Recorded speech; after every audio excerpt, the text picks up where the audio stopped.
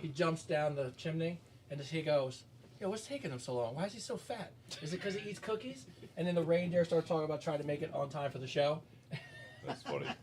That is funny. Hi, I'm the owner. Hi, I'm the owner.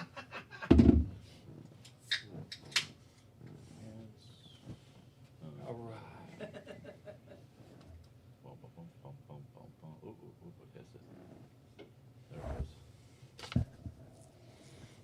There we go. All right. What's up, Parker? What's going on, bud? Little mascot. What's up, buddy? Come here. Come here. Come here. We are a dog-friendly show. We are. Absolutely. Absolutely. All right. Pet friendly. Pet friendly. Pet friendly. Most of the people who watch a show are animals. Facts. Fucking facts on that one, bro. facts. Fucking, what episode is this? 46. 46. I'm as old as you, bro. Oh, yeah. Well, Yeah. 47. Yeah, I know. Oh, Next getting year, there, next getting day, there. next week. Good next episode. Next episode. The Christmas The episode. Christmas episode. Yeah, we're doing a Christmas episode next week. I got your I got the Santa suit out. Yeah, good. Yeah, good. So- I should put that. I should, yeah, that's Oh, good. it's gonna be great. It's gonna be so much fun. All right, we ready, guys? You ready? Ready back there? You ready? You ready, Parker? Ready, nuts? You're good. He's like, all right, I'm out. Nah, bro. That was enough attention for him for one day. All right. All right, ladies and gentlemen, boys and girls, you all know what time it is. It's Advice Unfiltered, episode 46. Woo! What's up? That's right. We still have not been canceled yet, which is really amazing. Which haven't been canceled yet? Thank God. I love it. Every time I post something, I'm always this was so funny. So my I'm gonna start off with my mother-in-law. So so obviously my father-in-law was here the other day. And shout out to Jerry, who now is an avid watcher. Yeah, what's up, Jerry? What's up, Jerry? It's cool to have you, Jerry. So, of course, in the typical divorced family, the one person realizes if somebody's doing something, so the other one's like, "Oh, I need in on the shit." So 1:30 in the morning, I get a message from my mother-in-law, and I'm like, usually I'm like, okay, it's gonna be something crazy, and she goes, "Hey, I just want to talk to you about your show." And how really like I can't watch it, and I just see like that's how it starts. Can't watch it. And I was like, Can't watch your show. I was like, all right, this is gonna be good. And it was really funny. She was like, it was really nice. She's wishing us all the success, and she was just talking about how she's kind of prudish, so the content is probably a little bit like too much for her. And as I'm reading it, I'm Prudish.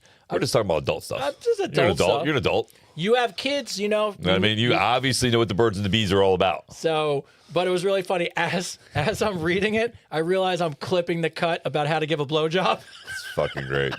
So I'm like, Fucking great. I totally get it. So shout out my mother-in-law, who is now 46 episodes in, is a big supporter. So Love that. Love it. So all right. So welcome to episode 46. As Yo, always, I gotta ask this, bro. What? Why is our tree so crooked? it's because it's probably high. Look at how crooked it is. It's so bad. This is how we live life. It's how we live life. Just That's letting you it. know, So it's we're outside. off kiltered. Yeah. That's it. There you go. That's better. There we go. There we go. We're guys. We don't pay attention. I like how you figured it out, though. Yeah, I was just looking. I was like, well, it looks sad. By the way, now I know you do look handsome today. You're filling your shirt out. Thank you. In a good way. This is one of those collar and co shirts. Collar and Co shirts. Collar and They Co do a shirts, good job. They do a good job. All right, Collar and Co. Stop sending them to one person, by the way. Yeah, But that's all right. damn you, Collar and Co. All right, but as always, welcome to episode 46 of Advice Unfiltered. We are live on TikTok, Instagram, YouTube. TikTok, Instagram, YouTube, and Facebook. and Facebook. We're live everywhere. Yeah. So if you're joining us for the first time, you probably, hey, welcome to the Advice Unfiltered family. Appreciate you joining us. But always first in the background, we want to give shout out to our owner. He runs the show. By the way, he liked one of the posts today. Home Slice has like almost 100,000 followers. Oh, yeah? I realized how big he was. So I'm getting there. I'm There you go, bro. trying to keep up with you guys. most famous person in the There you room. go, Ming. So what's going Love on? that. How we doing, Ming? Trying to keep up with you guys. Trying to keep up with you guys. Please. You're light years ahead of me. Yeah. Oh, I listen. I don't have the look, so I got to hustle, man. By the way, did you gotta know hustle. this about Ming? Do you know he's married with 2 kids? He was married with 2 kids? Yeah, I think I Yes. knew that. Did you? Yeah, I think so. By the way, why am I the only one who's worked with the man for a whole year? You didn't know? And the other day, No, I knew Ming was a father. I knew that. I don't think I assumed he was married, I think. I don't the think he other actually day, told he's me. just talking to me, and he's like, "Yeah, I'm going home. I got the family bond." And I just dawned on me. I know where I go. It's like family. You got family? Wife, kids. He's just like a rogue Comic-Con guy out there just fucking signing autographs all day and shit. That's what you think. You're like a superhero in his mind. That's what it is, man. I always thought Ming was living the single life. He's traveling the country, just going to Comic-Con, signing shit. You're not the only ones. No, it's all That's so good. funny. So what do you celebrate Christmas? Oh yeah, of course. Yeah, I'll be at home with family. Then I might take off for the in-laws in Columbus, Ohio. So. There you go. Nice. Columbus, Ohio, huh? Oh. Enjoy that cold weather, bro. Oh yeah. Yeah, enjoy that cold weather, bro. Oh, I I think will. it's cold here. It's like Boom. no. So do you? So what are the kids? How old are the kids? 20 and 18. So. Oh, all right. So nice. are you still doing Christmas gifts? Oh for yeah, them? yeah. It's mainly my wife. She's a huge fan. So. Oh, that's cool. Oh, the show or Christmas? Christmas. Oh, Christmas. I was excited Both. for that. I was like, oh, both. Both. Yeah, I was like, yeah. yes. Don't feel bad. Make both. She's not a fan of my crap either. So. Oh yeah, no. For it's- once, so she doesn't pay attention to anybody else's. All my family supports, but they don't watch, so it's fine. My mom does actually. My brother does. Yeah, my does brother, he? yeah, my brother Jeff listens all the time, man. Shout out to you, Jeff, bro. I Yeah, love you, bro. Jeff, way to go. My brother Jeff listens all the time, man. Jeff and Betty. And all right, Ty, how you doing today? I'm doing all right. How Why guys don't you doing? give this shout out to hockey, some hockey love? Yeah, so the boys, I was at the game today, North versus South. I go to North, and the boys beat the heck out of North. Got them 9-4. One of my boys, Dominique Smarnauza, love you, bro. He just loves saying that name, I think. Dominique yeah. Smarnauza. Dominique. He likes to say He's from Latvia. Yeah, I know. He He's loves from saying that. He's like Latvia. Dominique from Latvia. Dominique Smarnauza.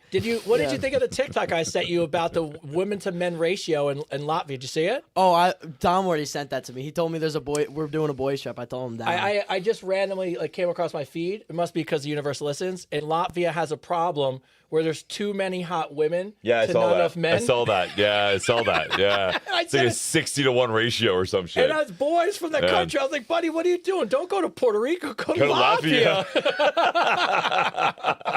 So, So funny. yeah, so you're next week, bro. You're going to be in the couch. You excited? yeah, I'm hyped. You're coming into the zone. I know. Ah, all right. So, and what's on your Christmas list, by the way? I don't know. I mean, the only really one thing that I wanted for so long was the driver's license, the car, and now I have that. I mean, Do you hear this? I don't got to buy him shit. I love that. This is awesome. only things that I would want probably No, we're done. You don't have to go any further than that. You just said a driver's license and a car.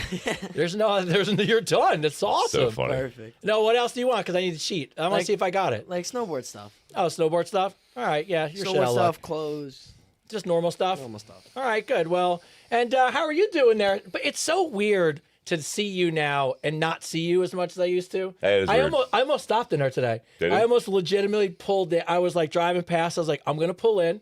Hopefully nobody gives me shit. And I'm just going to go, I'm just here to see Christopher David. I couldn't see them giving you shit. I couldn't see that happening. No, I was Yeah. literally, because, I called you and I was like, it's fucking Tuesday. But Yeah. literally, I was at my house. I was planning the whole thing out. I'm like, I'm just going to go in. I'm going to ask everybody if it's okay. I'm just going to run upstairs. And no matter who you're training, I'm just going, it's fucking Tuesday. And then I was going to Then leave. Just leave. I would have loved that. Oh, that would have it's been great. amazing. That would have been amazing. I was just and I was literally was doing it. And I'm like, I was like, I don't want anybody to be mad at me. Nah, nobody's mad at you. Nah, they all love you there, man. They all love you. So how's your week been? It's busy. Really busy. If we can, we got a Christmas tree. Everybody, we got a Christmas tree in my house. So I know everybody was worried about that. Legitimate, awesome Christmas tree. Legitimate, awesome Christmas tree, and so Avery's really excited about that. We got a really cool star too. It's got a disco ball in it. It's like a star with a disco. It's like a star. It's not a disco ball. It's a star at the North Pole, right? The pole. Okay. And then at the top of the pole has stars that shoot up into the sky, and the star says "Stop here, Santa." I was like, "How cool is that?" That's awesome. Cool. It's a cool freaking thing. But yeah, no, it's good. It's been a good, busy week, man. I got other things happening, and yeah, no, everything's been good. I've been busy. Just busy. Yes, a lot of behind the scenes Yeah, a stuff. lot of busy stuff. I mean, we got our sponsorships now, so that's amazing. Yeah.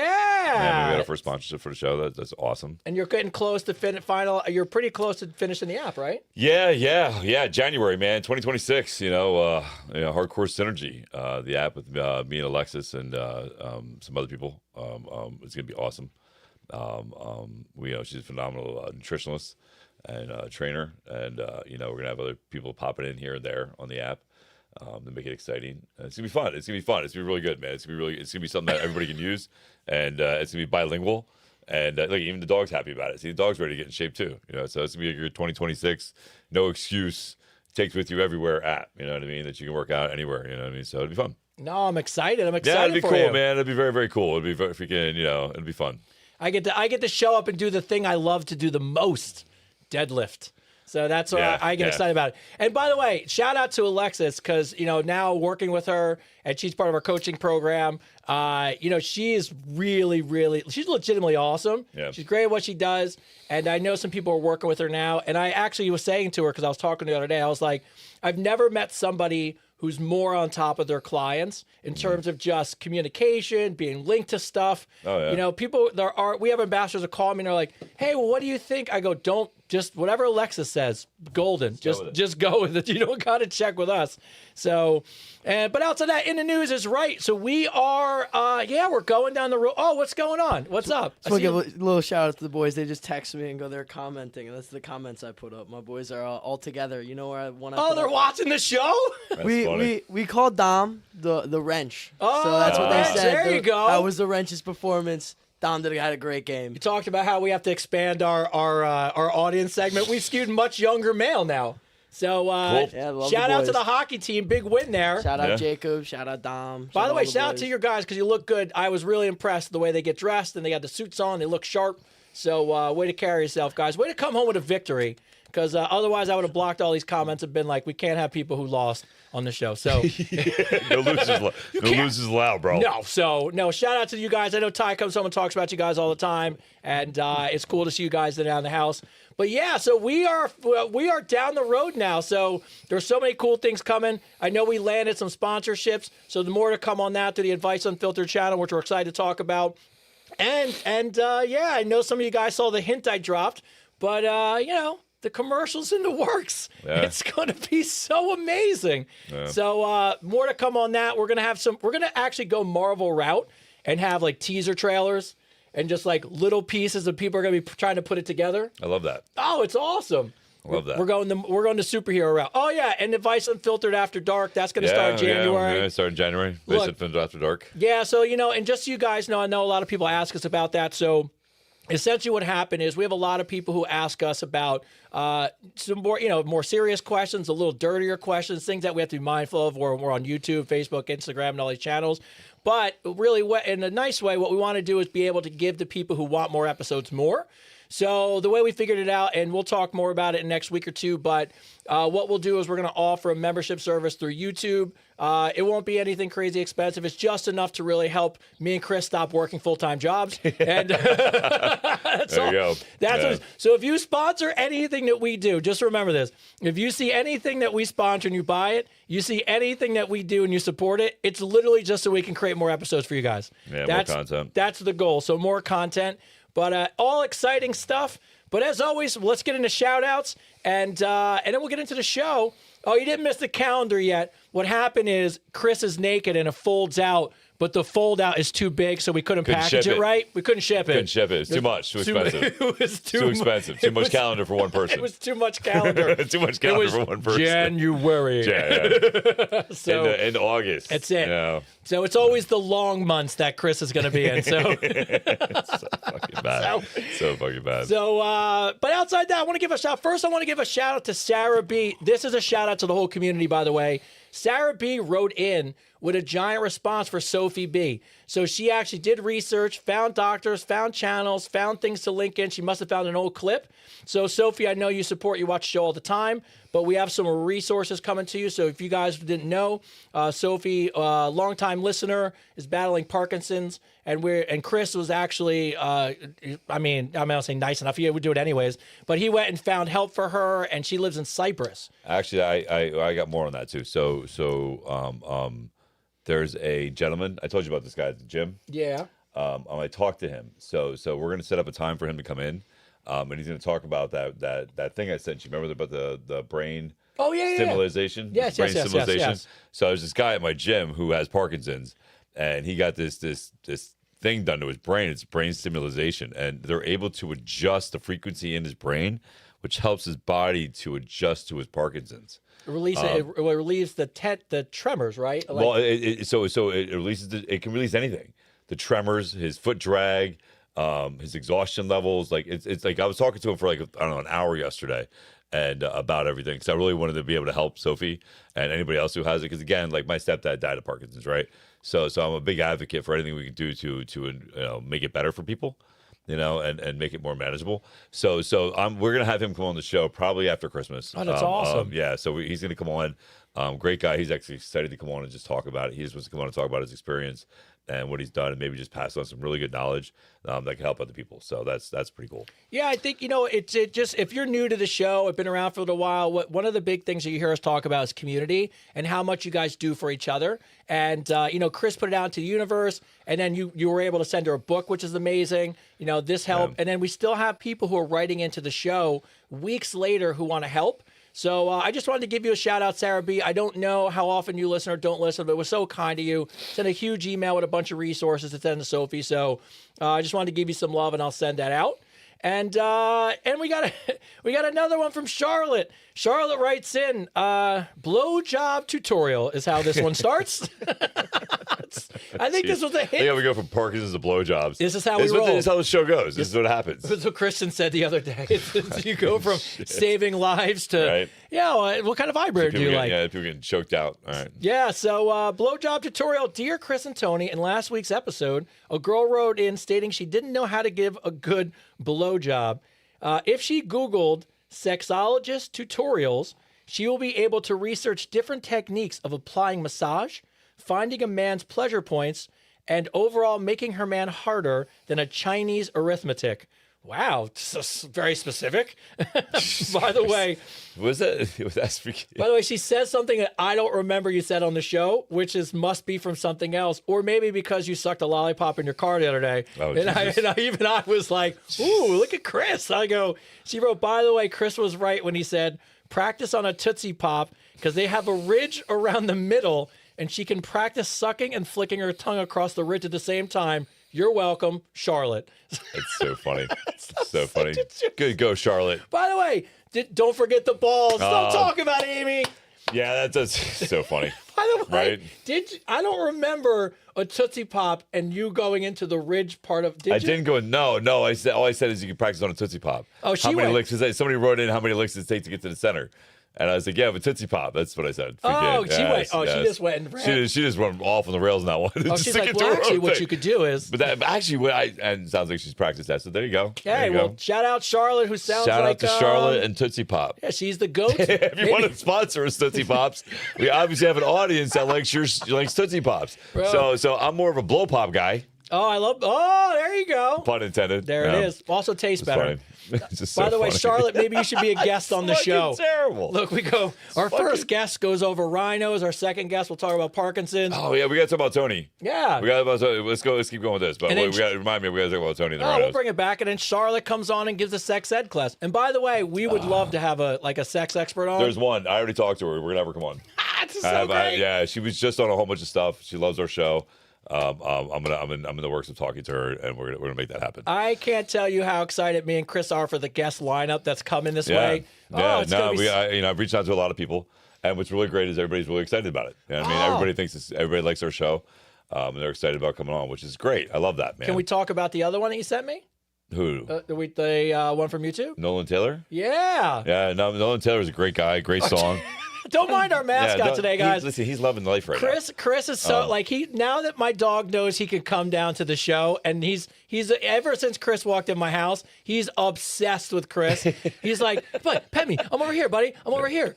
I'm waiting for. All right, bud. I'm waiting for him to be like, "I believe in you, Chris. I believe in the best in you." I believe you can pet me, Chris. That's you can right. pet me. Yeah. That's I don't mind. He can stay here all day. That's a good doggy. By the way, if he was a woman, he has no teeth, so it'd be fantastic. So, but goes back to the blowjob. See how we just bring it all back around? All back around. So all back around. All right. So let's go back to Tony for a minute. So I know he's a big. He's going to come on, which is exciting. Where does that stand right now? Well, so no, I talked to him. He said he'd be happy to come on the show. He's going to come here, right? I hope so. Yeah, I'm trying to work it out that he can. Like, so I asked if he goes on tour anytime in the East Coast and stuff. He hasn't gotten back to it yet. But I would love for him to come to the show and do a song. His song came out last year, I think it was. This is Noah, right? Nolan. Nolan. Okay, Nolan Taylor. Yeah. For a second, I thought you were talking about the Rhino guy. I'm like, he goes on tour? No, that's Tony. So there's Tony, the Rhino guy, the U Rhino guy. So I want to give a shout out to Tony, U Rhino. I want to make sure we clip this and we put the link in there. U Rhino. If you guys don't know, I have a link in my Instagram that you can go to and you can help donate to save rhinos. There's a big poaching epidemic right now, and people are killing rhinos for their horns. And their horns don't do anything. There's no medical stuff that horns do. Like, unfortunately, but these people in China think that it is, right? So, I believe what I heard is the president said that the rhino horn saved him from cancer, and that put a spike President into Xi? and that put a spike into the poaching of rhinos, right? So, this guy Tony at U Rhino, and again, the link's in my bio and on Instagram, and I'll post another thing about it on Facebook and TikTok and all that stuff. They do this thing where they go in and they get to the rhinos before the poachers do, and they trank them and they shave the horn off to make sure that there's no reason to kill the rhino, right? Because if the rhinos don't have their horns, the poachers aren't going to kill them, right? So it's a really great cause. It's for a really great species of animal. I love rhinos. I think it'd be cool if we could go down there. And there's a thing also that if you want to, you can join it.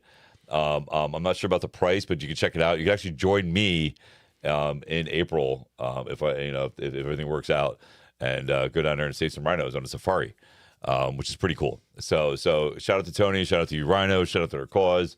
Again, what we're here to do is make a difference and help everybody and everything we can. All right. By the way, I'm so excited, just so you guys know. So we have a new sponsor, which we'll unveil in the next week or two. And not only, we were talking to them. The guy's fantastic. The company's great. We dug into them. But the one thing I said to the guy was, here's the deal. If you can send me the dog treats and my dog likes them, then I know it's going to be good because we're dog fans. And this was so, he's going to He's town. loving it. Yeah, buddy. He's loving it. Oh, and look. Well, it's pumpkin and peanut butter. Yeah. I'm like, it's who pumpkin doesn't- and peanut butter. Yeah, it's freaking, yeah. So, yeah, John, man. Shout out to John, right? John, shout out to you. We haven't even started working with you yet. My dog loves your stuff already. Yeah, this stuff here is Calming Canine, man. So what this is organic pumpkin and peanut butter. General relief for aches and anxious moments. So great for older dogs. Yeah. And Fit my dogs that dog's get 15. anxiety. Yeah. So if we can, he was sitting here all excited. Now he's be sitting here going. Now he's calm. You don't Now even he's see calm. him on the So thing. shout out to John. Shout out to John. Calming Canine, great product, man. Freaking, that's great. I love when somebody gives us something and me and you were just like, you hand it to me today and you go, here, just try these out. And I was like, I wonder if he'll eat it. Like, because you never know with your dog. And He's now munching on it.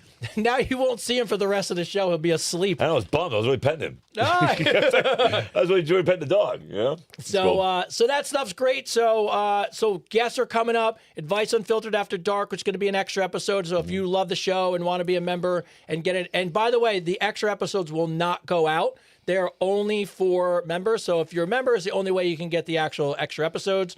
And outside that, we got one other cool thing. You don't know this, but we're up for some more podcast awards. Are we really? Yes, we are. I'm not surprised. I'm not. I mean, at this That's point, surprised. it's awesome. Yes. So Silver Sound is like one of the biggest production companies, and they manage some of the biggest podcasts. And they reached out to me and were like, "Hey, we're missing your show. New York City puts on a huge podcast award, and we saw what you've won so far. And they're like, how come you haven't submitted for us?" And I was like, I'm like, we don't know. Like, we're so new, and like, we don't know how this stuff works. Yeah, I don't know. And they were like, no, you guys need to be in.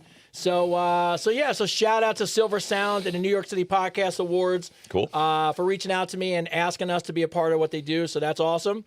And the last shout out is to an actually she wrote in the question about that just popped up on the screen. Erica P, who's an OG, who's probably asked some of the best questions that we've ever had on the show.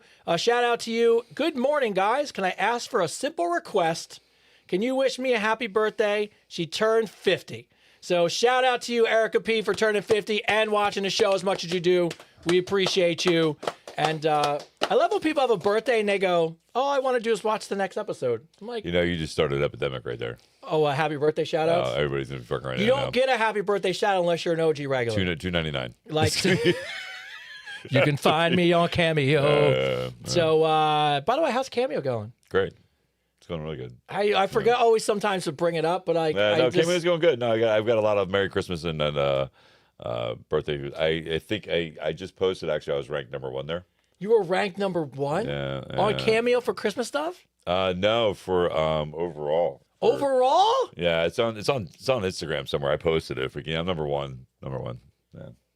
Are you fucking serious? Yeah, I didn't even know. Yeah, number one. And I've done 353 cameos. You've done 300 cameos? 353.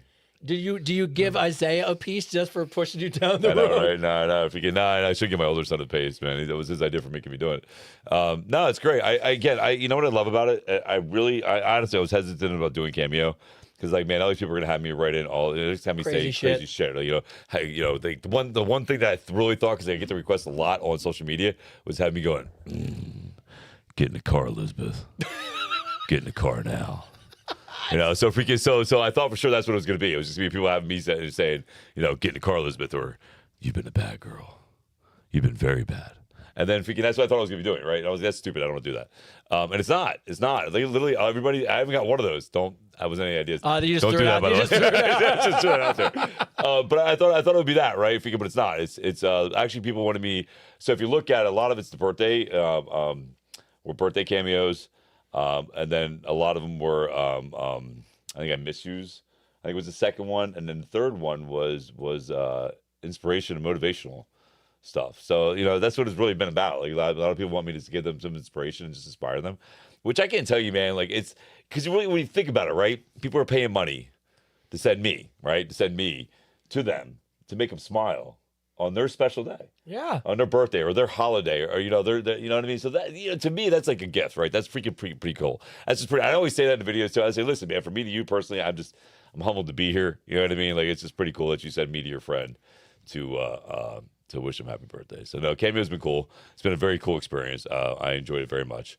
You can find me on Cameo. There you go. You've had some like legitimately really touching, like you were telling me about some. I don't even know how you get through some of them that are like really heartfelt. I had that one woman that was on hospice, right? Yes, Who was I don't even know if she even got it. I don't even know if she even got it, because I think she had when I made the Cameo, she had she thought she had a month to live or something. I don't even know if she got it. I hope she did. I really hope she did, man, if we can. But it goes back to what I always say, right? All of this, right, started with a choice. To be an example of what could be done, right? Of what could be accomplished if you just, put yourself in the right place and truly believe in what you're doing, right? And understanding that it's not just about you. You know what I mean? It's not about you. It's about the example you set for others. And that example you set for others really just, freaking, I don't know, just transfers to everybody. You know what I mean? Well, every time I think about it, as much as people think, What was that comment that was just up there? what's that? I don't need, right there. Maybe I get one that say, Get your ass to the gym, Jenny. Get your ass to the gym, Jenny. There you go. Cut it right there. No, don't cut it right there. Pay me. That was free. It's Christmas. I got kids. That was free. You can screenshot that and enroll with it. So, all right. So, no, I always bring it up because I'm always just, it just shows your character, because it really, I get the emails about them all the time about how great it was for you to send the Cameo in and how much they really appreciated it. And to your point, it's never something, it's always something so heartfelt. Yeah. They're like, hey, I just want to say how much I appreciated it. So shout out to you. Shout out to you from me and Erica's 50th. So, all right, first question comes in. First question of the night. First question of the night. Woo, here we go. Now it's about you. You. I promise this one is a very adult question, and it's well thought out. So Brian from Phoenix writes in, and by the way, just so you guys know, I did see a theme. And we talk about it all the time, the holidays are tough for a lot of people. Holidays are lonely. We develop strategies to try to get through them. We have the Advice Ambassador group. A couple of the one-on-ones today were really heartfelt and really thought about, how you deal with stuff at this time of year. And this reminded me of this, so we're going to start off with this question. Hey, Chris and Tony, I heard a quote that recently stuck with me. The monster I created to protect the child in me is difficult to manage as I've grown up. And I can't stop thinking about this. As someone who's gone through a lot of shit growing up, I can see how certain traits have helped me survive back then. Being guarded, emotionally tough, I'm always in control and not needing anyone. But now those things are showing up in my adult life in ways that really hurt me sometimes in my relationships and really my ability to fully open up. It feels like I've become a different version of myself to still protect that younger kid. But that version doesn't always serve me anymore. How do you guys feel about the idea that many of us are still living out this protection strategy that we built as kids, and how do we start honoring what we kept us safe without ruining our entire life? Well, it's absolute facts. It's 100% what you. And here's the thing you have to understand too: is everything you just said is what something that's going through trauma or any kind of difficulty growing up is reaction.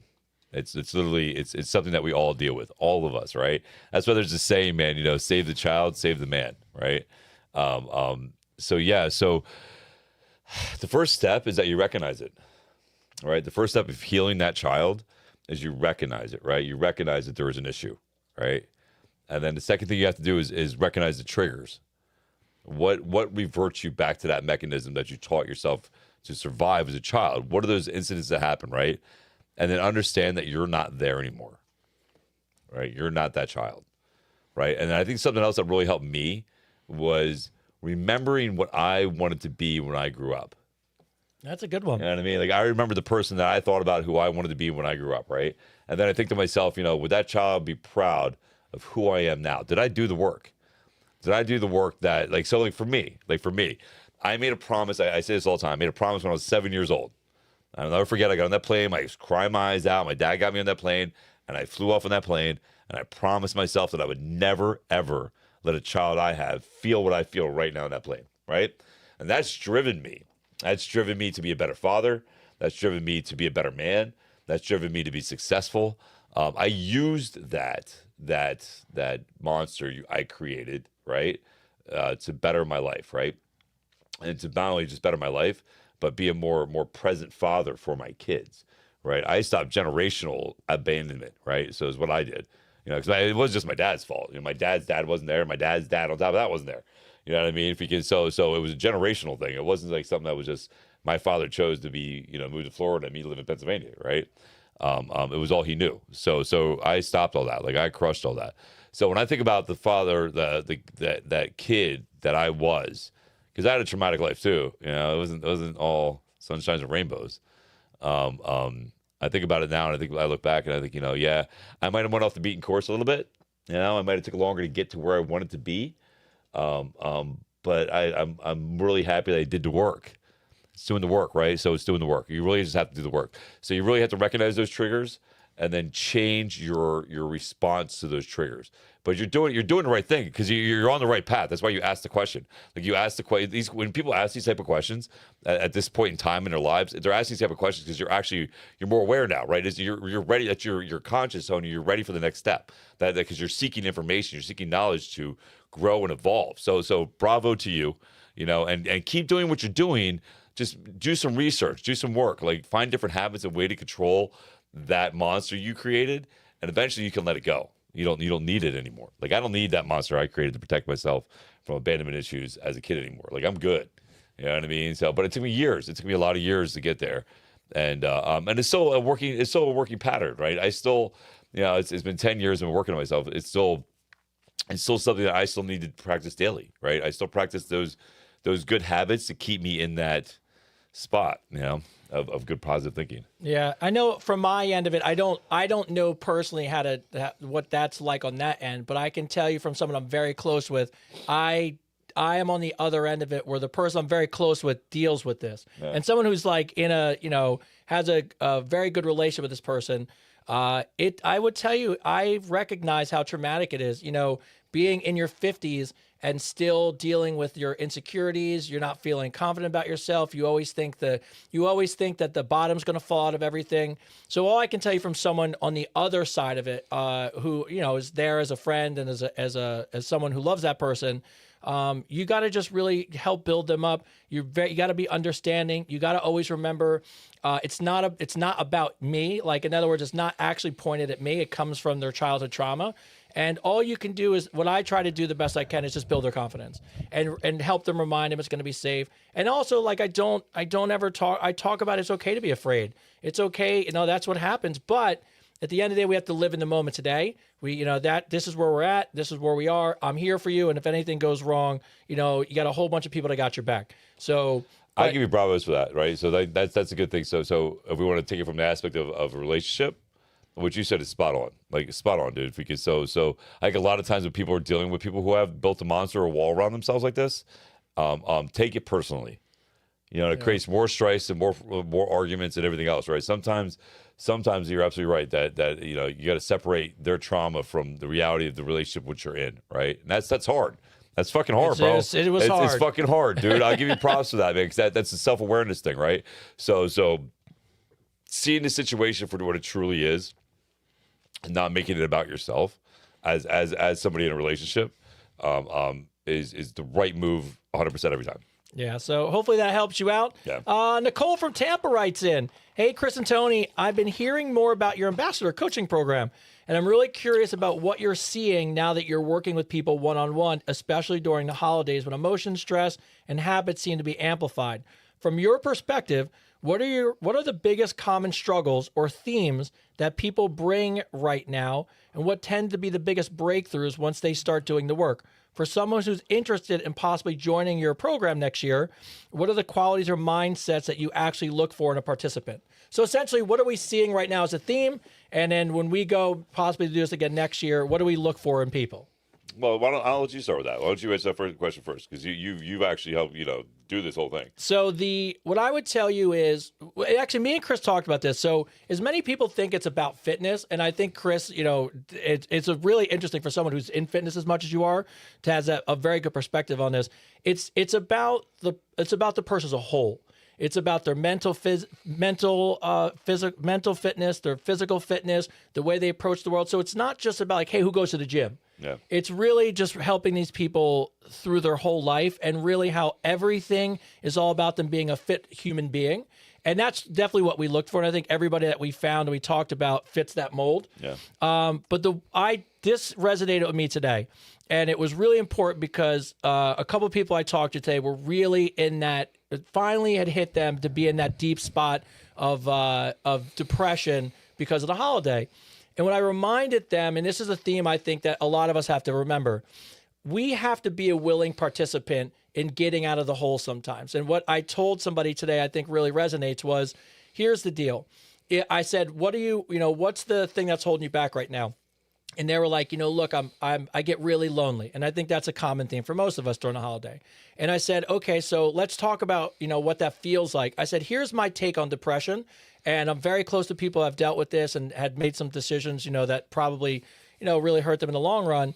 But what I said to them was, depression is your body saying to you, hey, enough's enough. Like you're fighting me on every time we try to do something good, you're fighting me. So what I'm going to do is I'm going to make you feel like absolute shit. And let's see what you do then. And obviously a lot of us cave to that feeling. But what I told somebody, and it kind of proved my point to them today, was, okay, you feel alone. Okay, so what would you like to do? And she said, I want to go ice skating. I said, okay. I said, what would you have to do to go ice skating? And we started walking through the steps, right? I have to find the rink. And then she goes, and this is what she said to me. It was really profound. She goes, oh, I already know that down the street for $160, I can take 6 weeks of ice skating lessons and meet some new people and get out of the house. So I said, here's the funny thing. I said, you feeling like shit and feeling alone, the only thing standing in your way is $160 and you making it out the front door. And I was like, so sometimes what I really think during the holidays is there are solutions, there are ways, and I think we know them, but we just don't, we need someone to help push us to go do it sometimes. And that's what I think myself and Chris have been really good about, and especially the group as a whole, because I know all of you are on here. You've been really good helping each other remind yourselves like, hey, the solution's not that hard. We just got to take one step, just one step. And I think if you start doing that, you'll be in a much better place. That's kind of the themes I think that we've seen so far. So I for me personally, man, you want to hit that? See what that's doing? Oh yeah, go ahead. Yeah, see what that's doing. Yeah. So I think for me, this is why I love working with Tony, is because we both have different perspectives that are on the same level.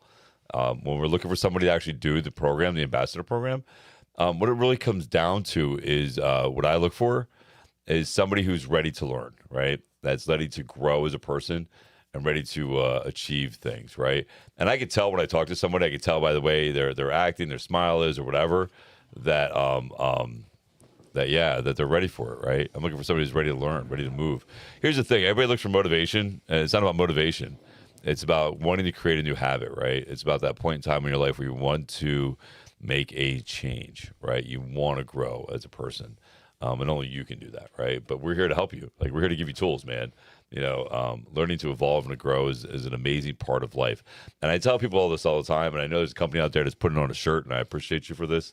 You don't want to be stagnant water. And I stole this from Bruce Lee, so it's not mine. So if you can tell, but you don't want to be stagnant water, right? You don't want to be stagnant water. Stagnant water brings death, man. The only thing that changes is growing and evolving as a person. You know what I mean? So that's what we're here to do. We're here to help you do that. And I got to tell you, everybody in the program is getting benefits. I'm really proud of all of you. I really am. Like, I can see the smiles in your face when I come on, and I see the excitement. Yes. You know what I mean? And you can see that everybody's changing, everybody's evolving, which is just a beautiful thing. So shout out to all of you at the AUF Ambassador Program, and shout out to all of you for doing the work. I can't tell you how much I appreciate you and how proud I am of you. You guys are killing it. You're killing it. Yeah. You're right. I isn't that the best part? Seeing the smile. Oh, I love and that. like, and it just we joke about it because is it on? It's frozen. I don't know. It's so interesting. We talk about all the time. It's like we can see the difference in somebody from the first time we meet them to the fact that when we meet with them, the room gets brighter. All of a sudden, they smile a little bit more. They're starting to go on dates. It's just, oh yeah, there's Rhea. There you go. What's up, Rhea? How you doing? Yes, we hold people accountable. That's the other thing, Yeah. which I think is beautiful. But like Chris said, you're right. Every single person we picked was ready to learn. Yes, they're ready to grow and learn, and they're ready to hold themselves accountable. You know what I mean? And that's the thing. Like, it's so funny because people make fun of me about this all the time. I'm honest, right? Like, I don't like especially when it comes to you being a better person. So like one of my clients came in the other day, drank all weekend, and I was like, man, you're bloated. I was like, you look fat as fuck today. And he's like, damn, bro. I was like, you were drinking all weekend, weren't you? He's like, yeah, and I ate pizza and freaking. I was like, I knew it. I fucking knew it. But that's my job, right? My job is to hold you accountable. Like, if I don't call you out on your bullshit, or Tony doesn't call out on your bullshit, then we're not doing what we're supposed to be doing. Especially me as a trainer. Like, me as a trainer, as a life coach, all that stuff. Like, I need to be honest with you. And it's only out of a caring place, man. I call it tough love. It's tough love. That's what it is. It's tough love. Yeah. They're great. And if you have any questions about it, I know we'll talk more about it as we go into next year. But and the great part is our ambassadors are going to help us with the next wave of ambassadors. Yeah. So, yeah, they build a community out. So I know they're excited, and a lot of them will have some really funny stories about interacting with us and how we keep them accountable. So, all right, Isabel from Portugal. Portugal. I love that. We have a big fan base in Portugal, by the way. We get a lot of questions from Portugal. Yeah, we got a big fan base in Portugal. Shout out to Portugal. Shout out. Do you know we are in 68 countries? Yeah. That is amazing when I read that stat sometimes. Yeah. And only 60% of our audience is in the United States. Yeah. Worldwide, baby. Yeah, worldwide. I went on a date with a guy Shout out to the world. Yes, shout out to Shout all. out to the world. Shout out to everybody in the world. We love you. I like when I used to go when we first started the show, I'd be like, number one, in the world. In the world. I went on a date with a guy who was pretty attractive, but definitely socially awkward. The entire night, he kept trying to feed me bites of food, and then he tried to make me feed him mine. I went along with it because I didn't want to make things weird, but That is weird. It felt so strange. That is weird. It's really You had to make strange. it weird. It was weird. That was weird. It's so strange for a first date. Is this normal behavior or just awkward romance gone wrong? Fucking weird. I've never fed anybody. No, it's even not not- Lady and the Tramp. Not even my own wife. I don't think I've ever been No, like, I don't want anybody feeding me. like here you go. Thanks. No, thank silly. you. I'm not a fucking baby. No. I eat my own food. I've cut girls' steaks for them already. Well, that kind of stuff. I Yeah. mean, Yeah, it's a little different. But did you can. sit there for a half hour and feed them small pieces? No, it's fucking. Throw grapes at them. That's great. Guess I would.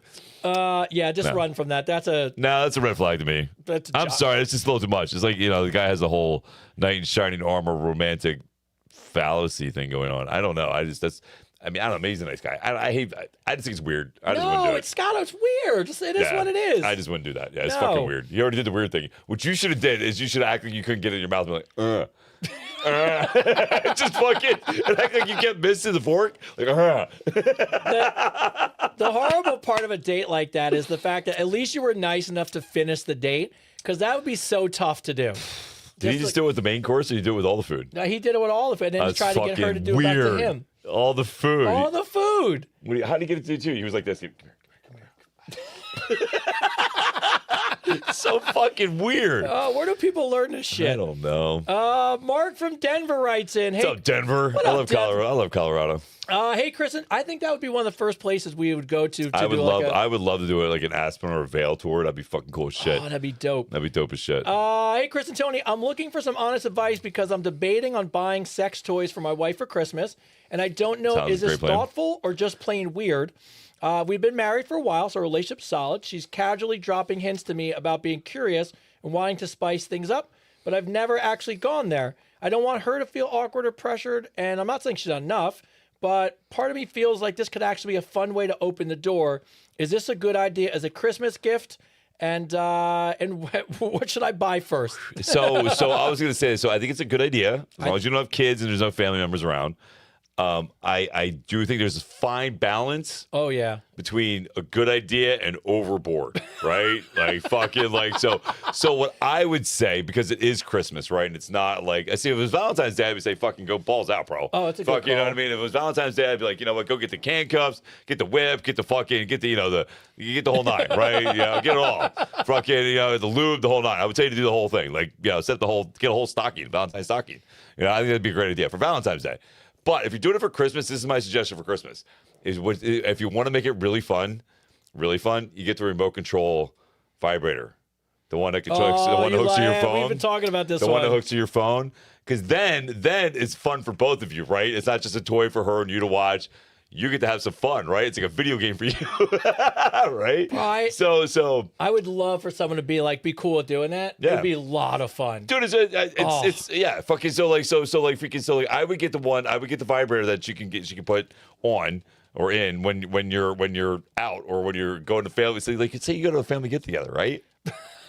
For Christmas, how much fun would that be? Like, boop, it's your I like how you went with like when you started this conversation, I for sure thought when you were like, hey, I thought that was leaning more in the Valentine's Day category. Yes. But you went right to Christmas on it. Well, that's what he's talking about, right? No, for Christmas, yeah. Yeah. But that would be a good Christmas one, you think? Yeah, the remote control one. Fuck yeah, that'd be a great Christmas gift. It's small, it's subtle. Yes, it is. Right? It's not like it's a big fucking, it's not like you're going Like a double-sided yeah, dildo. and it's right at that playing field where it's not obnoxious, right? That's and true. it's not too much, That's right? true. And it's pink. Like I'm pretty sure the pink or purple. They're always, yeah. So that's a very Christmassy thing, right? Fucking the white box, fucking, not that I bought one of these for somebody, but if I did. I bought one for Christmas one time. It was the size of my leg, and it came with a plug. And I just remember taking it out looking like a baseball bat. Well, yeah, you ordered a fucking plug-in that wall was the thing, one I dude. I told don't know. you, yeah. Fucking that's a little crazy. That's a little different. This thing here is like that big. Yeah, it's got like a little bullet fucking size. yeah. So like freaking, but yeah, that's something you can have fun with, right? On the way to a Christmas party, right? Freaking, that's something that you can like. Oh, look you at can you. spice up the whole holiday thing, right? Home run. Fucking yeah. Then you have it for New Year's. You go out to New Year's. You go to a big party thing. You're like just dancing. Like I'm telling you that right there is a very nice, right on the border of.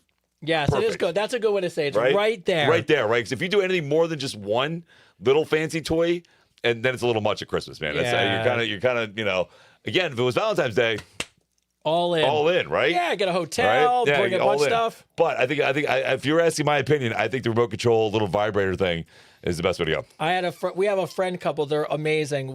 I love them to death. I won't say their names, but they wouldn't even care. Actually, I'll say his name, Dave. David, a shout out for you.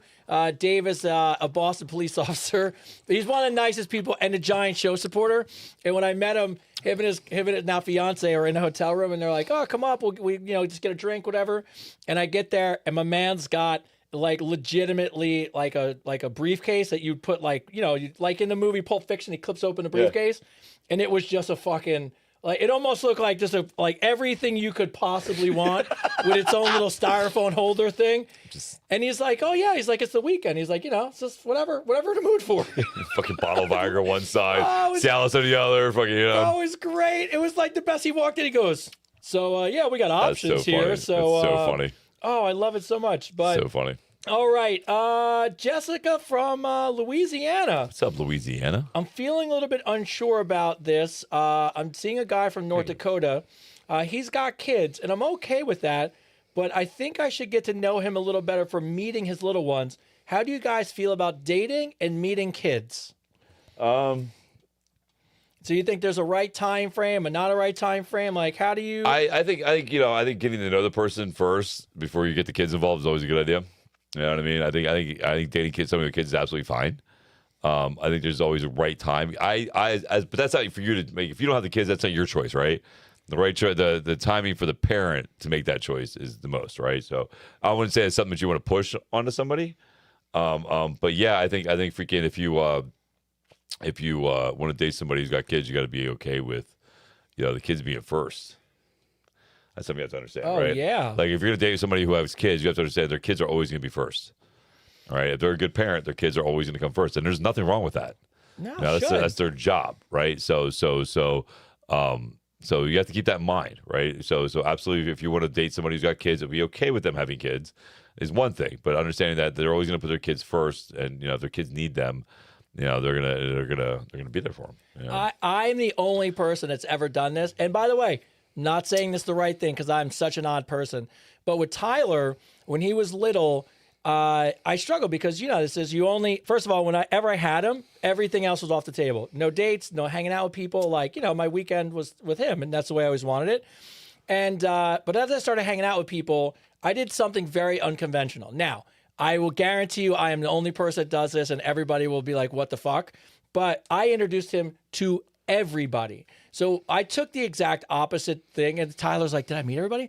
But what happened was I thought about this really long and hard. So everyone he met was just a friend. And by the way, I didn't even have to be dating people. It literally was friends and the people I was dating and seeing. And what helped me with him is he never thought anybody was special. And that kind of helped because if I kept him away from everybody and then randomly introduced him to somebody, I always thought to myself that person, he would have to tag special to them. And I didn't know if that person thought of his life, then how he would feel about that, right? So I took a weird opposite and introduced him to every single person that I wound up meeting. And eventually when I found someone who was special, he met Regina when he was 5. And that was really different because we set up a really good time to spend with him. But I don't tell people to do that. It was just very different for me, but it worked really well for me. What's up? So I'm basically hearing that you use me for play. I definitely used you a lot. I you didn't used have me a for dog, play. so I was like, oh, here's this small kid I Look take at me, care I of. was a single dad. Yeah.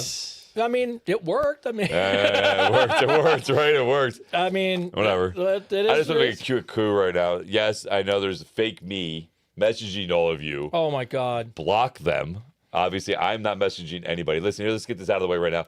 I do not message anybody. I do not have Telegram. I am not meeting you in Hershey Park. Fucking, you know what I mean? I'm not reaching you out. I'm not reaching out to anybody. I don't use any social media as a dating app. If anybody reaches out to you, anybody, especially from any other site that's not verified mine, okay, let's just put it this way.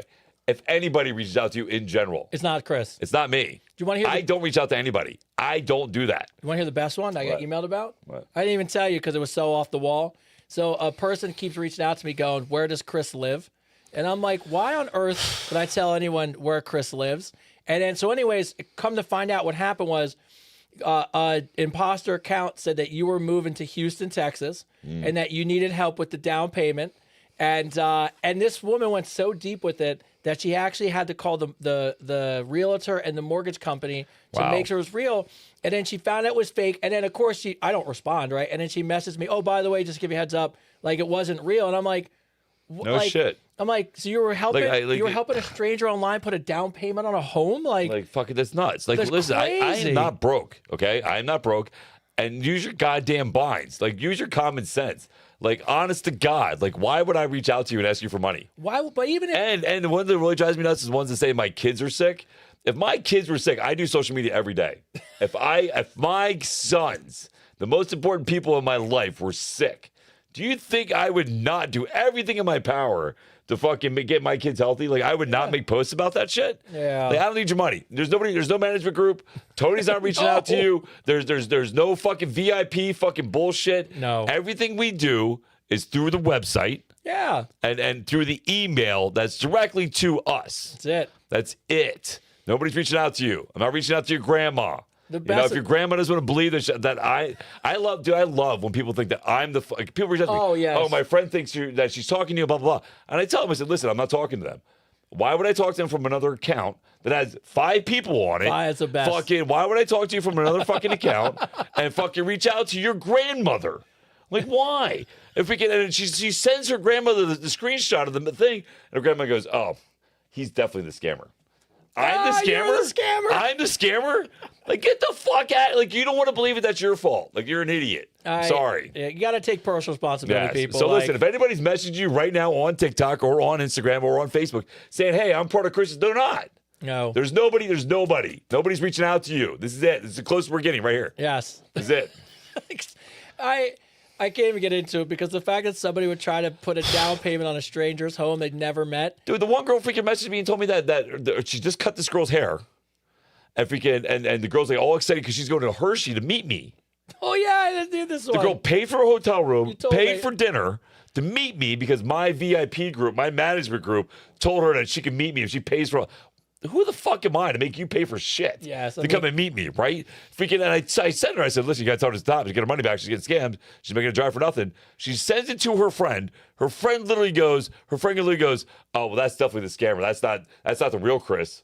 I said, "All right, well, then there you go." I was like, "You tell your friend that when I don't show up at the hotel because I'm not there, I don't live in Pennsylvania, that when I show up, listen, don't make it a bad day. Hershey Park's right around the corner. Yes. Go take a tour of the Hershey Park. Go get a chocolate bar. And go get a chocolate bar. It's great this time of year." Fucking Crazy as shit. stupid. Oh. I'm the scammer. Freaking. All right. Danielle and Chris write in from Houston, Texas, a couple.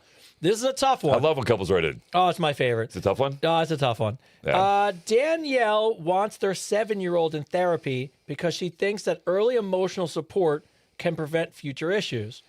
Chris says therapy is unnecessary unless something is wrong and thinks it's overparenting. Danielle says his mindset is the problem. So between Danielle and Chris, where do we feel about putting a 7-year-old in therapy that's not needed? No. No. Why are you creating a problem that's not there? Oh. Why? So what you're telling me, right, is that you want to make your child feel like they have a problem when they don't have one. Yeah. You want to make them feel like there's something wrong with them when there's not. Like, that's what you're doing. What you're doing right now is you're taking your issues about therapy and your issues that you haven't dealt with and projecting them onto your child. It's 100% what you're doing. You're projecting whatever your issues are onto that child. So what you need to do is stop. Chris is right. I'm not just saying it because they're the same name. Good for you, Chris. Yeah, Chris, you're right. You're Chris. Chris is absolutely freaking right about this. Your daughter doesn't need therapy. You putting your daughter, and here's the thing too. I have therapists reach out to me all the time that go to therapists all the time. I literally do. I literally have therapists message me and go, "Hey, listen, I love what you're doing. I think it's great. You're making a difference in the world. You're making a difference in my day."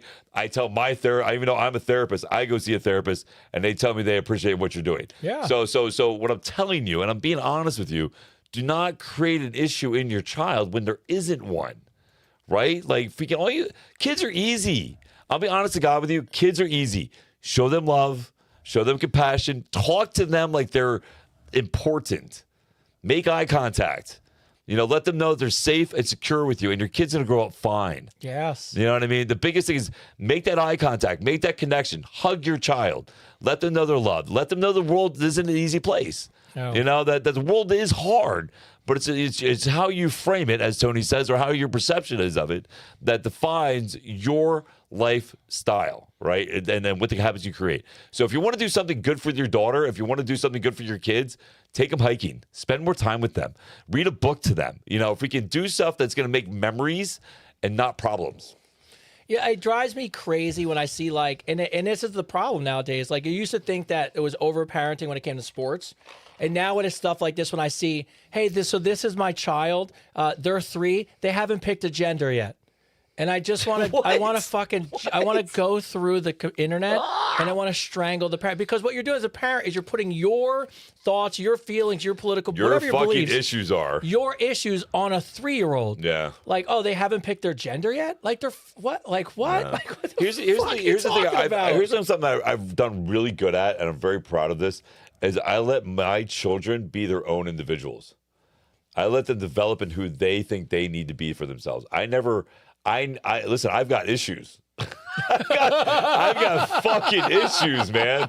You know, Lord knows I've got fucking problems, right? But they're my problems. They're my problems.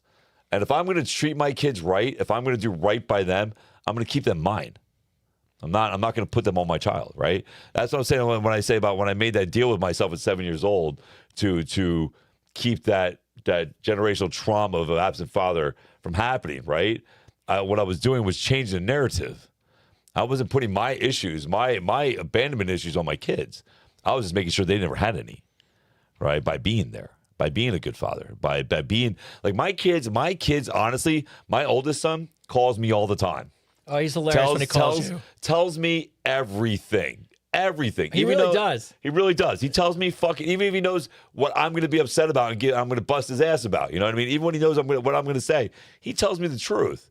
My youngest son has no problem telling me what he did wrong at school, you know, what's going on. I have a great relationship with both my kids. And it's because I treat them as individual people. I treat them as an equal, and I show them respect. And my kids know I love them because when they talk to me, I put down everything I'm doing and I look at them. I make eye contact with them. You know, I hug my kids when I see them. I have no problem telling my kids I love them. Right? Freaking so those simple things, those simple basic things, man, is what's most important to make sure your child is mentally secure. Can Isaiah make coffee now? Yes. I know, right? Fucking failed that kid. See, I was too busy hugging him. I should have taught him how to make coffee. No, he's doing good. No, he's doing really, really good. He just made 2 big sales for iHeartRadio, so Did good for he? him. Yeah, he made 2 really big sales for iHeartRadio. So Yeah, shout out, that's kid. up, buddy. Yeah, do your thing, kid. So look, I say it all the time about Tyler. One of the things about him when he was growing up is, and I think you hit the nail on the head. Like me and his mom don't get along, and that's fine. But it never was about him. As far as he was concerned, I'm like, your mom loves you. I love you. We love you. It doesn't matter about us or what we go through. Your job is to protect your kids from that shit. You know, and I give props to my parents. My parents had a really tough marriage. They were together since they were 15, and they were married. They had me and my brother at like 16 and 17. But when they got divorced, I remember talking to my brother about it. We had zero clue. And they just came to us and like, hey, just so you guys know, we've had issues for a long time. We just really kind of protected you guys from them. And as hard as it was, I look at it as an adult, and I'm so happy because I tell my wife all the time, all I remember is a great childhood. Yeah. I don't know the disaster it could have been, but that's your job as a parent, is to protect your fucking kids. Same with Isaiah, right? So Isaiah, me and his mom, after we broke up and stuff, and we spent 5 years fighting in court, and I finally won. You know, I made sure, even though I won, that I had her at every single holiday, every single birthday party, everything that had to do with our son Isaiah. We did it together, right? So my oldest son will tell you that even though he grew up in a broken home, he never felt like he had a broken home. You know what I mean? He never felt like that, right? And that's because we put the kid first, you know. And but the whole thing here is going back to that whole don't create a problem when there's not one there. You know what I mean? Kayla and Jordan write in from Seattle, Washington. What's up, Washington? All right. So my boyfriend keeps getting a hard-on in the middle of the night. Well, good for him. Good for him, baby. Good for you, bro. You know your test is good. Every time it happens, I wake up mad because I swear he must be having some kind of sex dream. No. He keeps saying, babe, it's biology. It's not about anyone. It's not, no. I don't buy it. How am I supposed to believe you're not dreaming about oh my God, somebody you else? Insecure woman. Am I crazy for this? Yes. You're fucking insane. Yes, let's just help you. If he was smart, it's a red flag and he'd run from you. No, listen, it's a natural thing. It is a natural thing. Guys get hard-ons while they're sleeping. Honest to God, when a guy is passed out is when their dick is thinking for themselves. They'll start poking and prodding and fucking bumping into things. And then, you know, I don't know how many times I slept with a girl and she'd be sleeping over, and next thing you know, we're having sex in the middle of the night, and I wake up to it.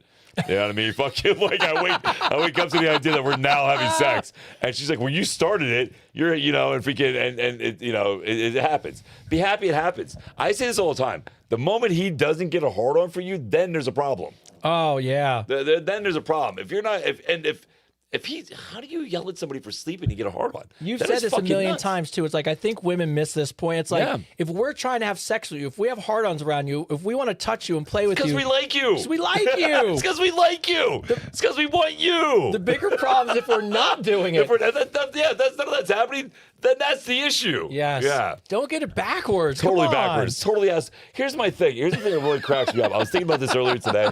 Why is it so ass backwards that if a man wants to sleep with you, somehow that turns into a bad thing?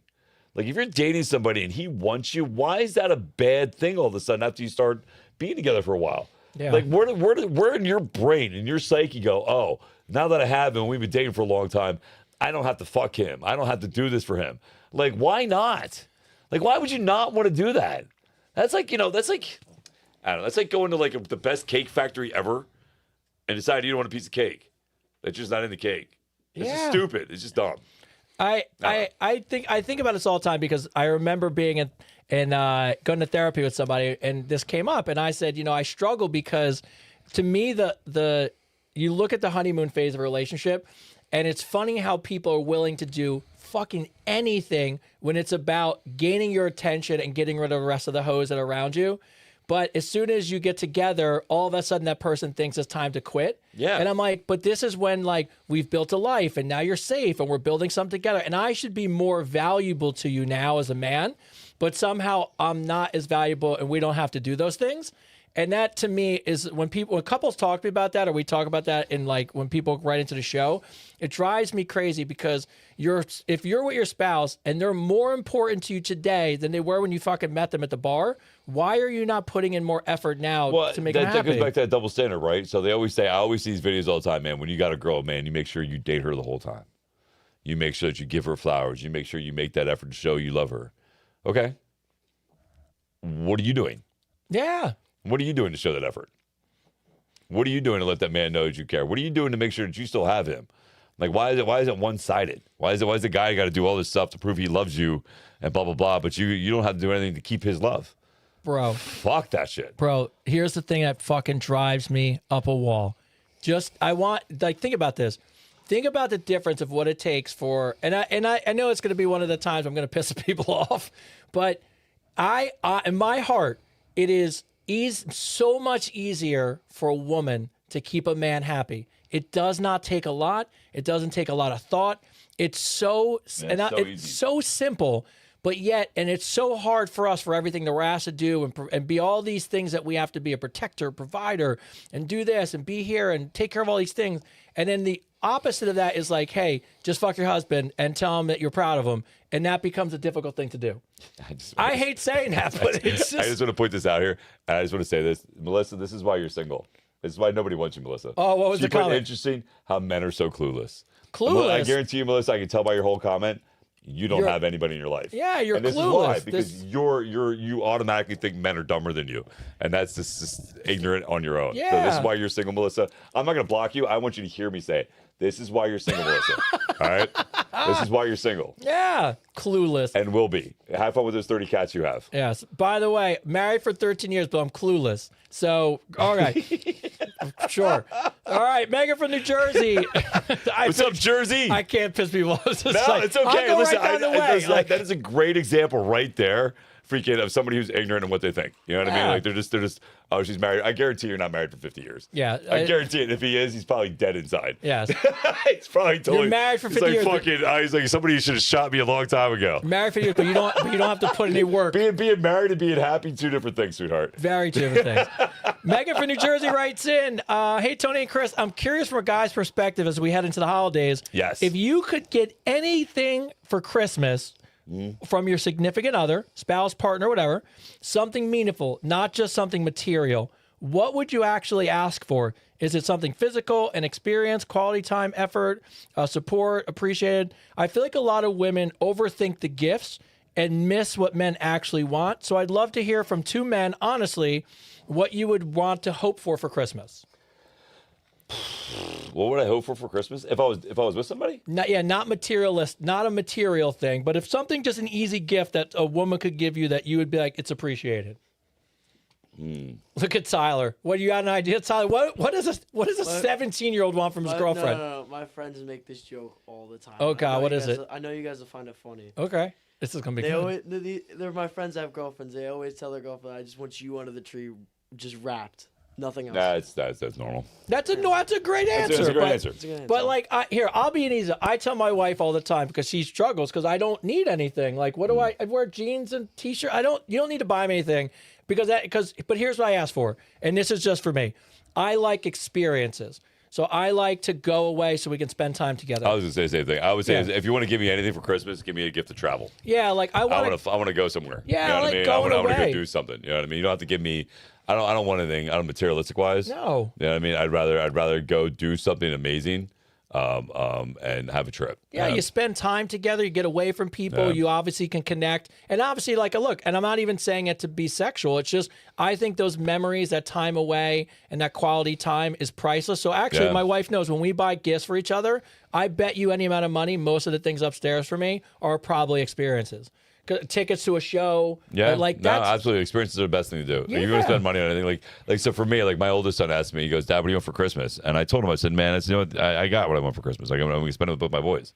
I mean, we're going to be spend time together doing something exciting, and that's gonna be my Christmas present. You know what I mean? That's all I need to do. I love that one. A massage, a great meal, and a new Great experience. I like that. Yes, absolutely, 100%. Yeah, that's awesome. Rachel and Tom from Nashville. Hey, Chris and Tony, we're reaching out together because even though we're currently separated, we're trying to navigate this season as thoughtfully as possible for the kids. This will be our first Christmas and New Year's not living under the same roof, and we both are feeling a mix of guilt, sadness, and anxiety about how to handle the holidays without creating any stress for the kids. We want our kids to feel safe, loved, and excited, but we're just not sure how to approach this. Can you guys talk about this from two dads who've been divorced? That's a tough one.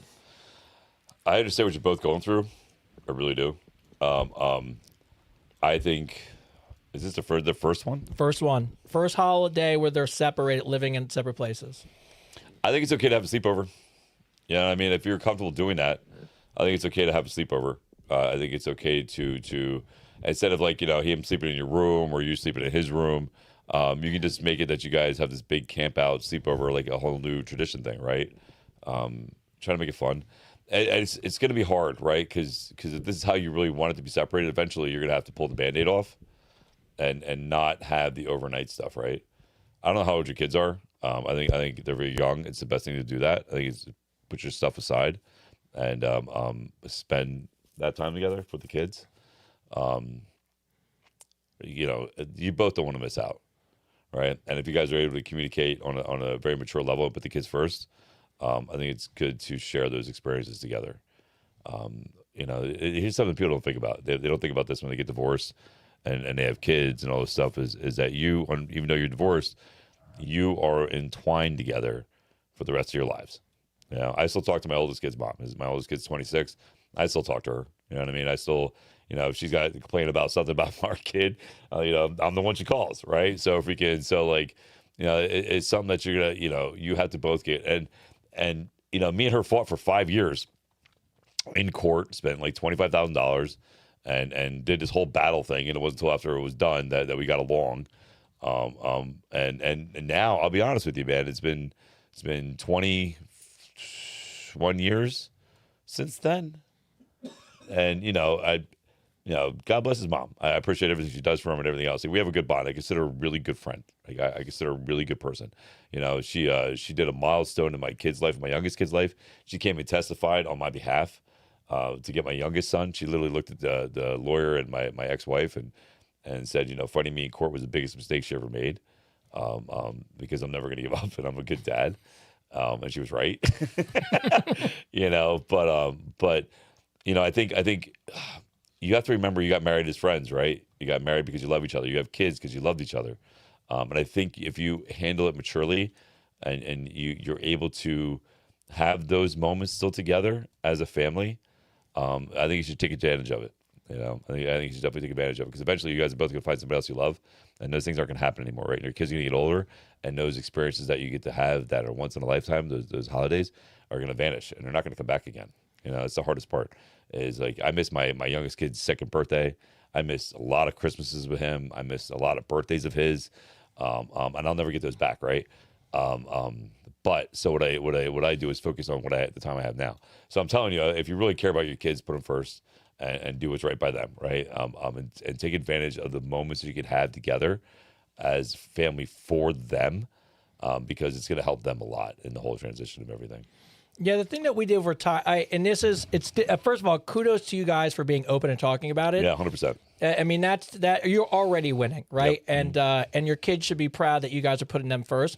I know for me it was a little harder because Tyler lived in a different state, so traveling back and forth. But what I decided, because what hurt me as a kid from a divorced family was my parents arguing about that stupid ass. You're here from 12 to 6, and you're there from 6 to 12. Dumbest shit. It's the dumbest shit ever. So what I agreed to, and this is what I think becomes a bigger thing for you as a parent.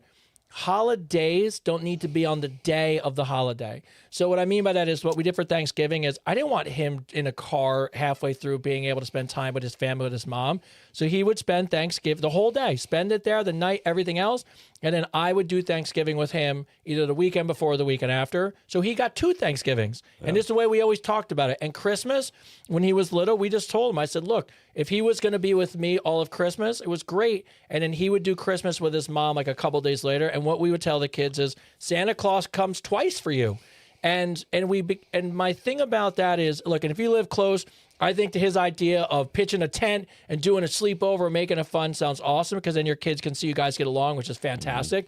But if that's not a possibility, the only thing I implore parents to do is don't make your kid get in a fucking car just after they open their Christmas presents at someone's house. Terrible. And then fucking get in a car and have to go to another house. You're doing it for you. You're not doing it for them. That's you being selfish because you think it has to be on this particular day, when the reality of it is a kid doesn't give a shit. They're just excited to get presents. Yeah. And the more presents and the more days and the more family, the better. And Ty, I know you did it. So, I mean, was it better for you that way? Like, you grew up through it. It was honestly, I mean, having 2 parents so far away from each other, those times where we did do that, because there was a few times. There's a few times early we did it. There's a few early times that we did. I mean, it kind of ruined the day. Ruined the day. You can say ruined it. the day. It's fine. And the holiday is about celebrating, but you don't have to celebrate on the day. And I think Dad hit that right on the nail. I mean, have fun when you can. I mean, celebrating it is the fun part of it. Yeah. So Eric from Arkansas writes in, oh my God, we're getting close to the end of the show. It never. Oh, quit. Never. That's why we have more episodes coming possibly. Eric from Arkansas writes in, hey, Chris and Tony, I've listened to you both openly talk about your past, and it's clear you've each had your own battles that shaped who you are today. Something I'm really curious about is how you learn to be kinder to yourself along the way. For a lot of us, self-criticism feels normal, and it's almost what keeps us sharp and accountable, but over time, it just turns into carrying a lot of unnecessary weight. How do you shift from being hard on yourself to showing yourself more grace, and do you have any tips for how that worked for you? So, so self-deprecation is a real thing, right? Self-deprecation is a real thing. And it's counterintuitive, right? So you have to understand something that self-deprecation isn't something you created for yourself, right? It's something that you've heard people say about you, whether it be a loved one or a parent or a person. Those things that pop into your head, those negative thoughts are things and thoughts, I guarantee you that somebody else planted there, right? I got told all the time, man, that I wasn't good enough, that I always had to be better, that I had to prove myself, I had to try things, that that whatever job I did wasn't good enough. You know what I mean? Part of my issue that I still work with is looking for approval, right? I look for approval and shit, right? Because of the issues that I had when I was growing up.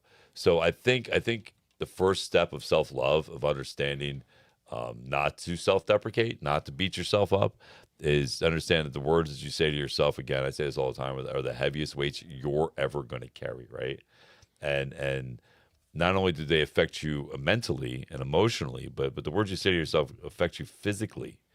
It can cause physical harm to yourself when you self-deprecate, right?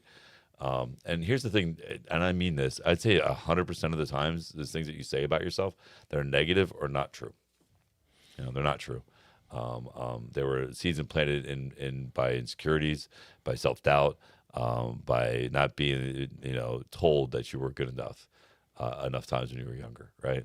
So I think understanding the first part of all that is accepting the good and the bad about yourself and loving them equally, right? So you're gonna love everything that you fucked up on or that you made mistakes about, as much as you did the things you did really well. Because you understand something, like those things that you made mistakes about, those things that were uncomfortable, those things that that were mistakes, those accidents or whatever they were that happened in your life, help create you who you are today, right? And I think loving who you are today is a great way to accept everything about yourself. Like, nobody's perfect, nobody, right? We all have our imperfections, but there's beauty in those imperfections. You know, there's strength in those imperfections, and being okay with those things, and truly loving those things equally, is a huge step forward, right? And the fact that you're asking that question again, I bring this all the time. I go back to this when you feel like you're asking these questions to us, that's you, that's your body, your mind, your spirit saying that you are ready to learn something new, to evolve, and to let go of that old past. Now, a lot of people always say, I want to go back to who I used to be. Truth of the matter of fact, you can never go back to who you used to be. I can't even go back to who I was yesterday. Yeah, because who I am today is totally different from who I was yesterday. And that's a good thing. That's a great thing. Like, we are meant to evolve. We are meant to grow. We are meant to change, And when you ask these questions, that's you trying to evolve. That's you trying to change. That's you trying to learn something new so you can adapt to the new person you're growing into being, right? So I think it's great that you ask these questions. I really do appreciate it on a whole psychological level. But I think that, again, I think the first part of this whole journey for you, man, is like, all right, I'm on the right path. I asked this question. I'm ready to learn more. I'm ready to evolve and change. And I'm going to keep asking these questions to get more knowledge so I can evolve in that person that I really, truly love and want to be. Yeah, and it's exactly the same, evolving and growing. All I ever thought about when I was down on myself, to be kind to myself, was I just wanted to continue to grow and learn. And I just always felt that if I could look at myself and feel like I was heading in the right direction, I was growing as a person, I was trying to learn, I found that it was easier to be kinder to myself because I felt like I was becoming a better person. And when I stopped growing and stopped learning and shut down, that's when I always would feel the worst about myself. Yep. So 100% right on the head. We got 2 questions left. The first one's Calvin from Auckland, New Zealand. Auckland, New Zealand.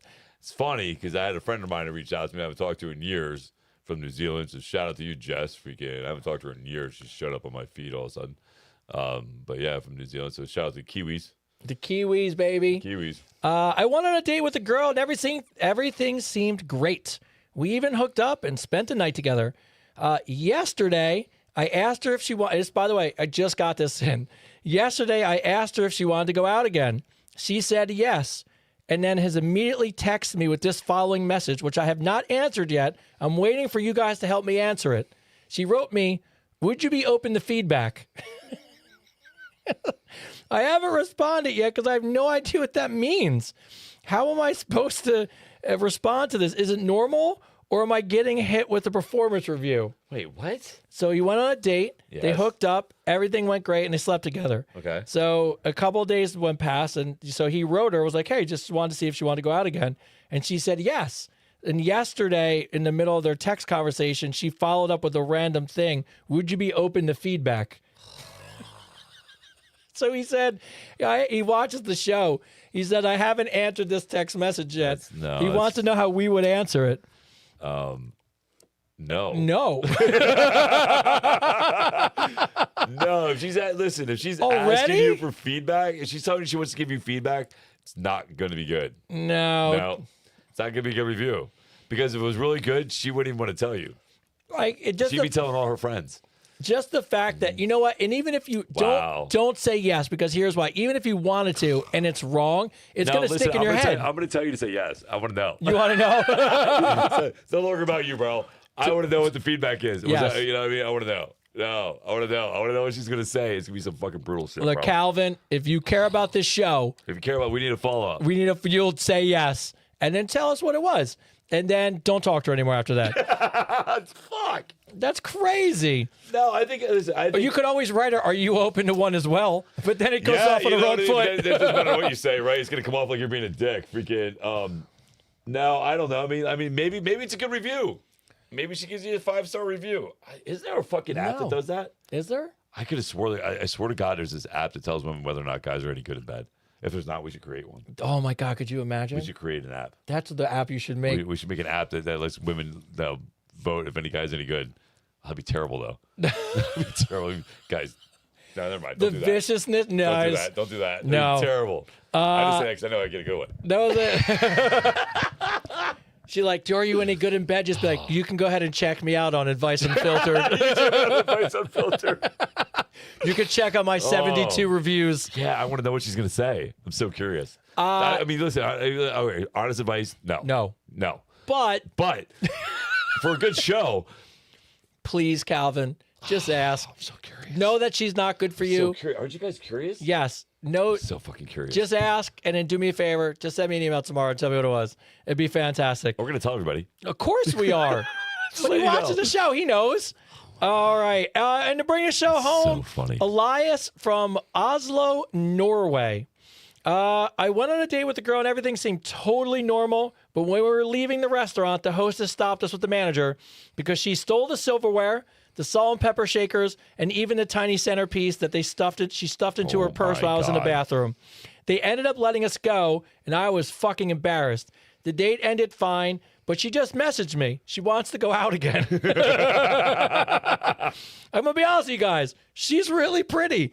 And I'm curious what it would be like outside the restaurant. But is this something a guy can realistically look past? So let me get this straight. It was her first date, First date.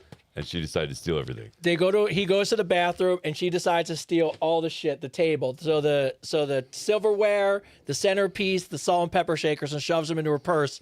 And they get called on the way out. Wow. I mean- That's a huge red flag, bro. Giant red flag. Giant red flag. I don't care how hot she is. Here's the problem. Like, if she's You know what cracks me up is the guy's actually thinking about going on a date with her again. well, that's the whole. That's what I'm the laying funniest at. part, right? Because Where's she's the chick hot. at? Because he said, because Oslo, Norway. Oslo, Oslo, all Norway. right, Because well, he said she's hot, and that's of course. This is how funny it is.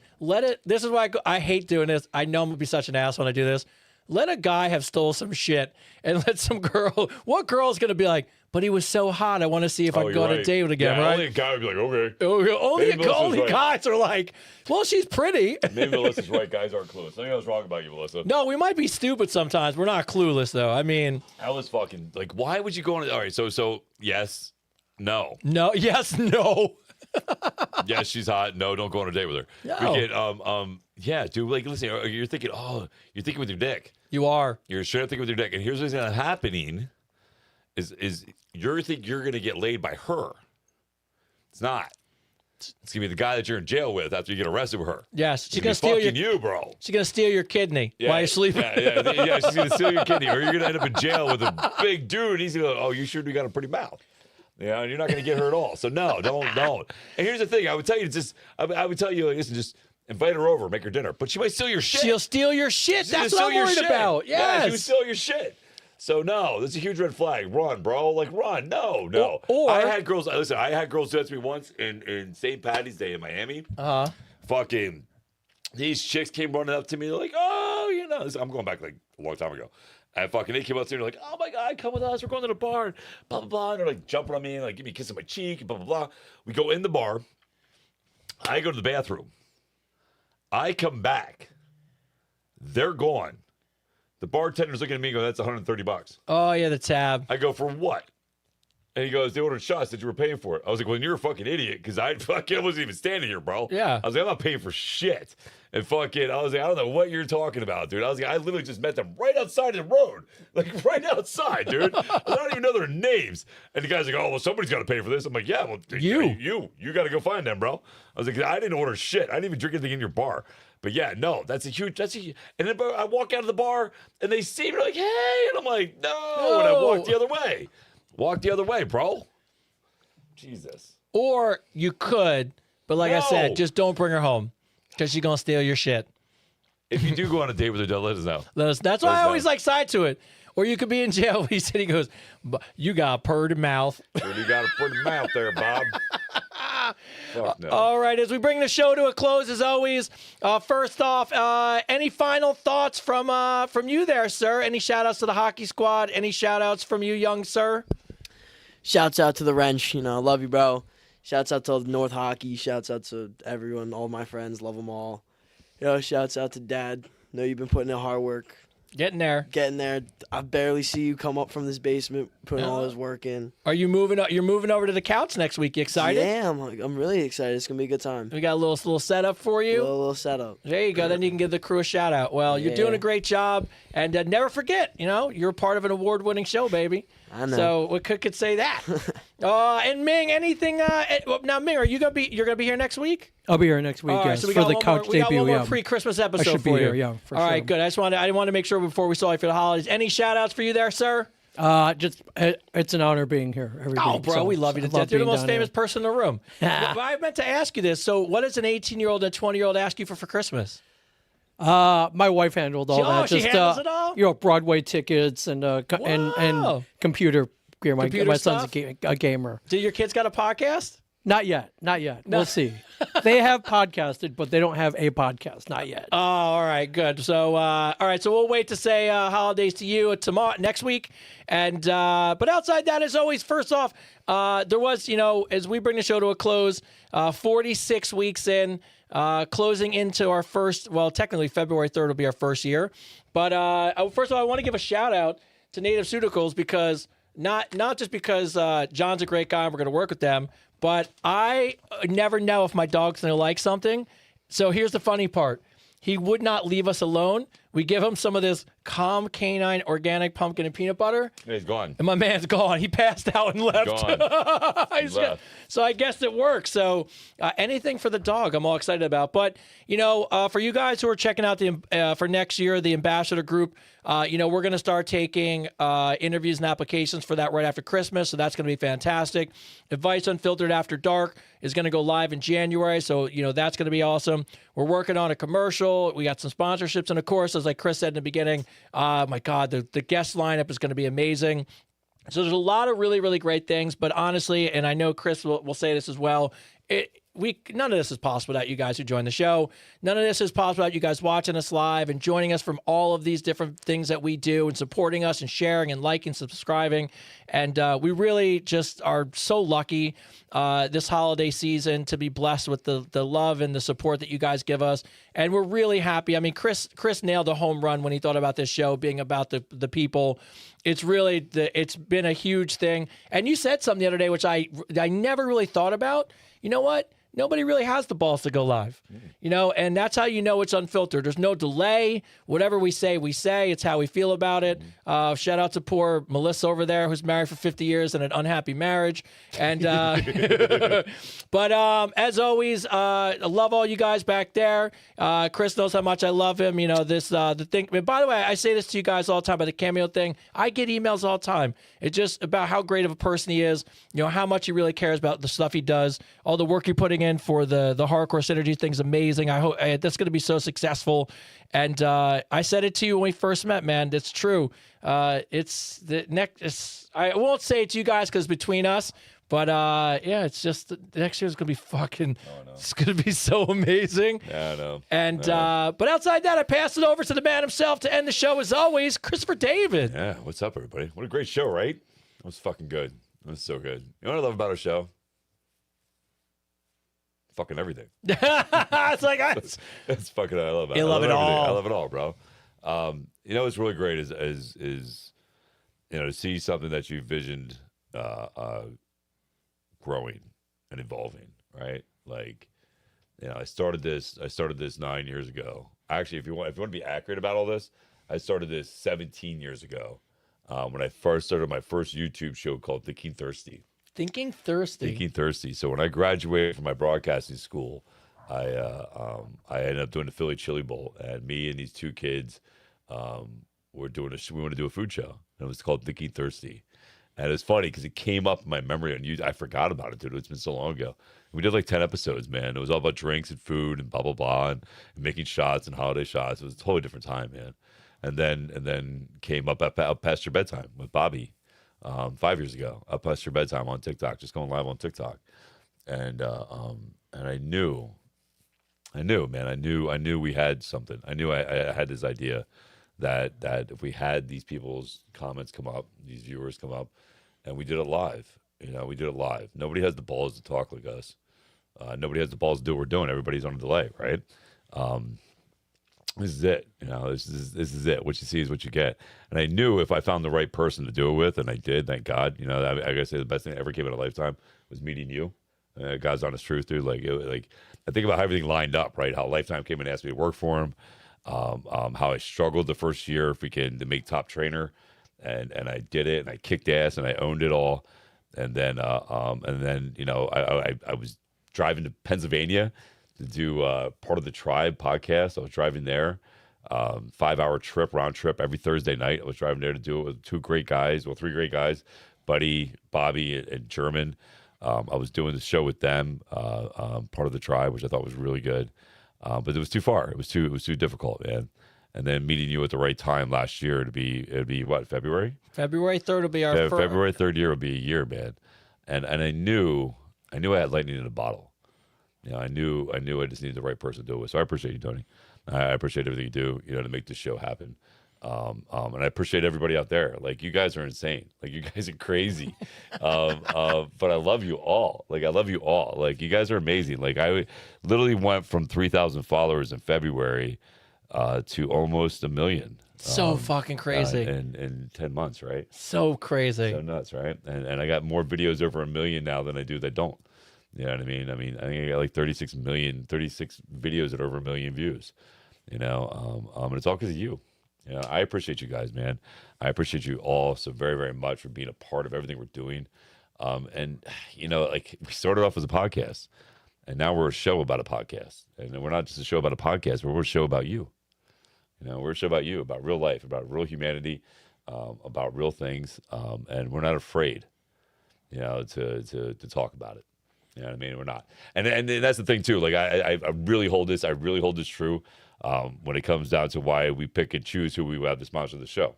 You know, and why we pick and choose about what we do as far as what advertisements or whatever we want to do with the show. Because at the root of all of this, and it's the God's honest truth, at the root at all of this, it's about making the world a better place, you know, and making a difference and leaving a legacy of an example for not just us, but for everybody else out there. Right? Like, freaking, I posted a video on our AUF thing today with my kid, the one I sent you. Oh, yeah. You know, that kid here, Avery, was like, God, he was like 5, 6, maybe 7, you know, and there he was on top of that thing saying, you know, when you fall down, when somebody knocks you down, what do? You get back up and you stand again. You know, if you trip and fall, what do? You stand up and get up again. You know, if you life hits you hard and knocks you down and beats you down, what do? You get up and fight again. You know, if you can. And he's sitting there telling everybody, and you know, kids of all ages, he's sitting there telling us to stand up on a stool. So I just want to say this as much as possible. You being here matters. The example you set in your life for others matters. You know, and if you want a better world, people, if we want a better world, it starts with you doing the work to be a better person. And everybody you love benefits from that. As always, we believe in you. We believe in the best in you. This is Advice Unfiltered, episode 46. All right. Boom.